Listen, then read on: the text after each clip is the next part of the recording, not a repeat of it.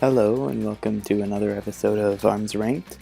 Today we've got 5 games. The first 2 are against Sailor Killer, next 2 are against Lewis, and the last one is against Nixatron.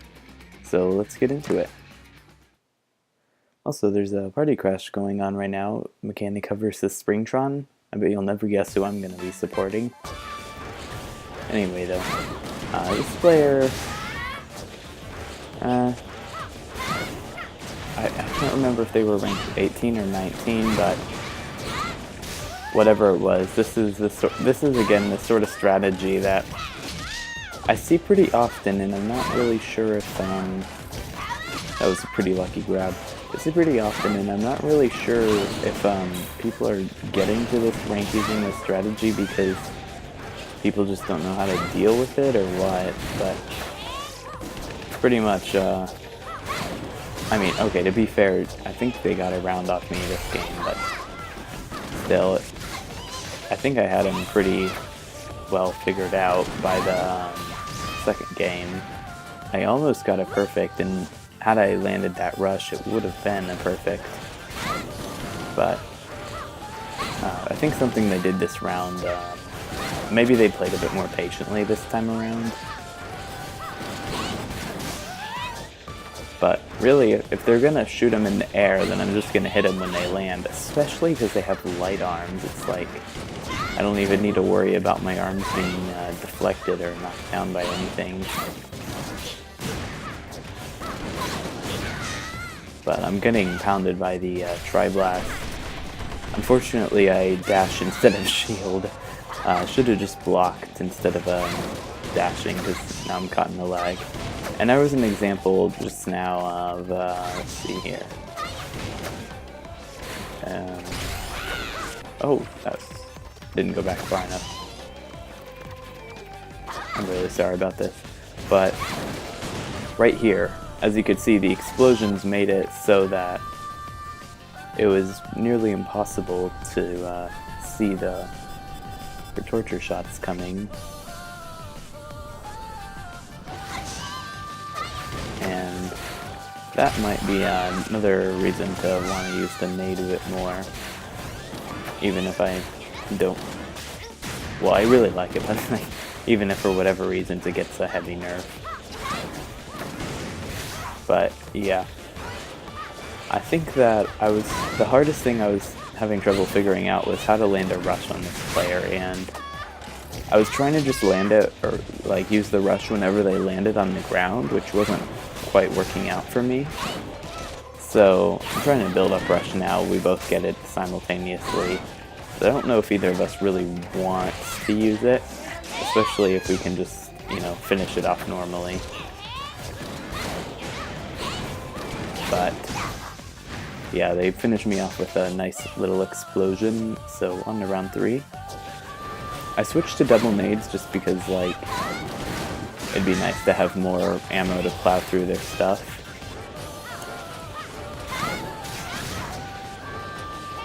But the real time to rush them is, as usual, whenever both of their arms are out, because that's when they're most helpless. And really the thing with Ribbon Girls is, I wouldn't say all of them are patient, but for the most part, they play pretty patiently, I'd say. And like, if they can get a life lead, they're just gonna like constantly jump and make themselves really hard to hit. And I'm kind of glad they dropped their shield there. But yeah, they're just gonna constantly jump around and make themselves hard to hit until you punch, in which they'll counterattack. That's how I'd say like 90% of ranked Ribbon Girls play. If it's not like just a spammy strategy where they just jump, dash, dive bomb, punch with charged arms, jump, dash, dive bomb, punch with charged arms. That was the sort of noob strategy whenever the game first came out, once everyone got over Ninja. For this first round though, I went ahead and switched to the Slamerander to deal with the pillars, and I was kind of expecting them to go ahead and put on the Bird Chuck. So I think I made the right choice.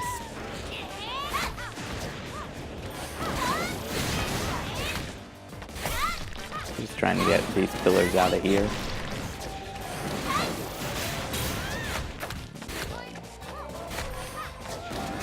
Luckily, Sailor Killer gets to be the one to destroy the pillars, which means I'm not like just focusing too much on the pillars and ignoring them.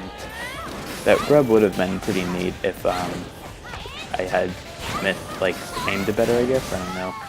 For some reason, the Slamamander is really bad with grabs. Like, goes basically straight when you grab with it. Very, very little room for making it curve, which is kind of ironic. The double nade has a really wide grab, though. If I'm not mistaken, I think the double nade might be the widest grab out of all of the wide grabs you can do with motion controls. Maybe the Roaster has a wider grab, but I'm not counting pixels or anything. It also depends on the character. I think since Max Brass and Mechanica and Master Mummy have wider shoulders, their grabs are just naturally wider. But again, I need to count pixels or something for that, and I don't really care for that sort of stuff. So, yeah. I'm really just catching her landing, and that was a good rush. I'll take it, even though, I mean, yeah, whatever. They have less health than I've taken damage.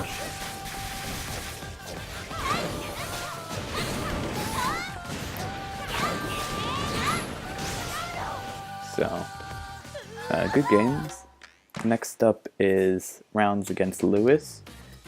Some of you may know him. He's a phenomenal Lewis player. He's a phenomenal Helix player who shows up to Piggy Bank streams and probably some others that maybe I'm not quite so familiar with. But we're going to everyone's favorite stage, Cinemadoo. And yeah, he's using double toasters. I believe he normally goes double nades, but since I'm using a heavyweight, he can't really afford to do that. Although, to be honest, I think double nades, even though not as good as toasters, would be much more annoying to deal with. That was a pretty good grab. He was super high up, which would make it nearly impossible for me to break it, even if I knew it was coming. I think maybe a straight shot Slamamander would have done it. But otherwise, I don't know if I have any arms that can really cover this option. Luckily, I hit him with the Slamamander because that toaster was a pretty guaranteed shot otherwise. I'd say Lewis does a pretty good job covering my dashes. And I think he's just a good all-around player, rather than like focusing on one specific skill that he's really good with, which I think is better in the long run. He probably could have counter-rushed me if the Slamamander didn't land, and he probably would have, actually. Anyway, that was a good rush. I was using too many nades and not even curving them upward to try and hit him out of the air.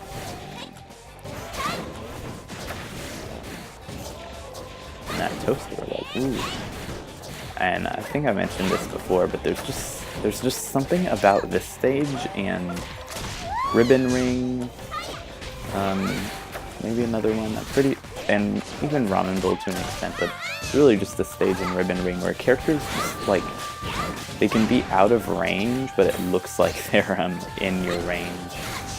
Oh, I think that's the case for Sky Arena too, although it's a bit easier to see range because I think the range is about the length of the diagonal of the square.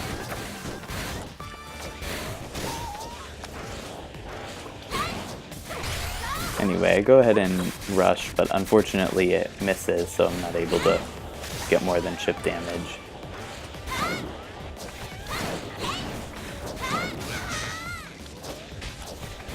Normally I would say to try and get up close against Helix players, but Lewis is definitely a player I'd want to generally keep closer to the mid-range, because obviously from far away he's going to do that sort of spammy Helix strategy where there's not a whole lot you can do about it.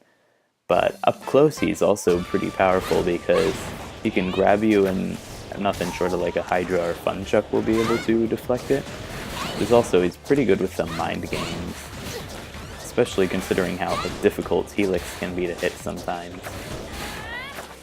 Also, we talked a bit on Discord, and he said there was some lag during this match. I didn't notice, well, except for like the one awkward Slamamander, I didn't actually notice any. But I kind of wish that I had seen that message sooner, because the next match was quite miserable, if I do say so myself. That was kind of an awkward grab to land. Go ahead and destroy the solid block.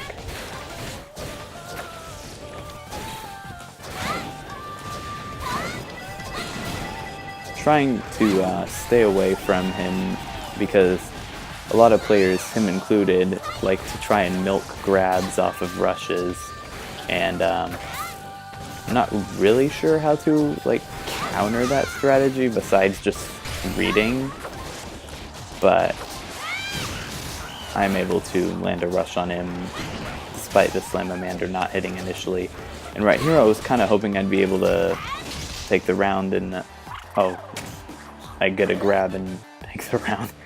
I must have mistaken it for this round, in which he makes a pretty good comeback. My bad. Anyway. So yet again, we're in this like situation where I'm not really sure how to get out of this like grab or get rushed, or get grabbed or get rushed cycle. It's like until I get my rush, there's not a whole lot of that I can really do to escape it. But otherwise, yeah, this is what happens when it's at long range. I go ahead and grab through the like column of blocks because he couldn't see it coming, I assume, which is probably why it landed. Hopefully that's why it landed and not because of lag.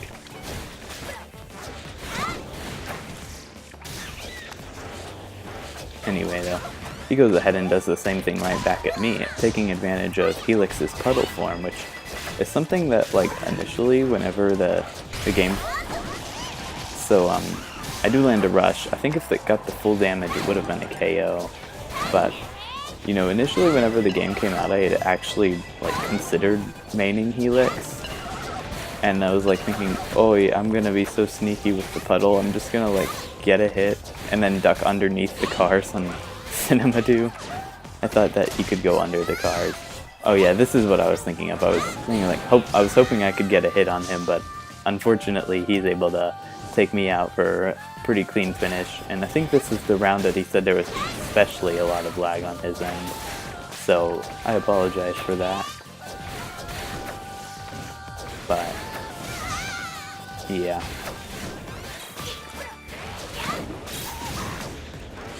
However, the reason I decided not to main Helix was not because he was too awkward to use, because I did have fun using him during the test punch. I don't think I even used Mechanica during the test punch, except for like maybe one round just to see what would happen. But I ended up wanting to try out all the characters, and like I used Mechanica and I was just like, her hovering just feels so natural to me. Which is why I ended up picking her up, and turns out that she's I mean, I don't see a lot of Mechanicas in ranked, although there's plenty on the dashboard in both regional and global. But I'd say overall she's one of the lesser popular characters. Just like, I'd say that not in terms of character herself, but the number of players. Or maybe I'm just looking in the wrong spots. But yeah. Poor Masongo though, like, I think he doesn't have a whole lot of players, and Springtron might be the only one with fewer. But yeah, I go ahead and rush, thinking like it's really my only hope, and Lewis rushes probably to push me back, and there's not much I can do besides land a grab, so he takes the third round. Good games, Lewis. On to our final match against Nixatron. I believe they were in 2 or 3 episodes ago. So it would have been nice to see them again, but then you see like that super slow grab, and that's a pretty fast hammer if you ask me. So I'm trying my best to sort of push through the lag, but honestly, this is probably the worst kind of lag there is. Whenever somebody's teleporting around or punches going through them, that's annoying, but it's not as hard to deal with as this, just because you get into a rhythm like of, or at least I get into a sort of a rhythm of punching and dashing, and it just really messes up my rhythm. Like, I'm so used to the timing the nade will take to come back. If it does, like, if the opponent's this far away and the nade misses, it's gonna take this far long to come back, and I just sort of know it instinctually. So then I know the timing to press the dash button is this. But if it's taking longer to come back, then it makes me feel a lot slower, sluggish overall, and just like stuck in place. So really the best I can do when there's lag is like spam and hope for the best. But I go ahead and put the clap back on and I'm like, oh well, maybe something dumb will happen, you know, you never know. I go ahead and rush. I was expecting them to punch or something. Yeah. And I'm not gonna say like the only reason I lost was due to lag. There, like, things like that can happen, and you know, I can still technically play well. It's just a lot harder and more annoying. Like, the sort of grabs are still, they're still reads even if there's lag. It doesn't make them any less like, ah, you got me. But still.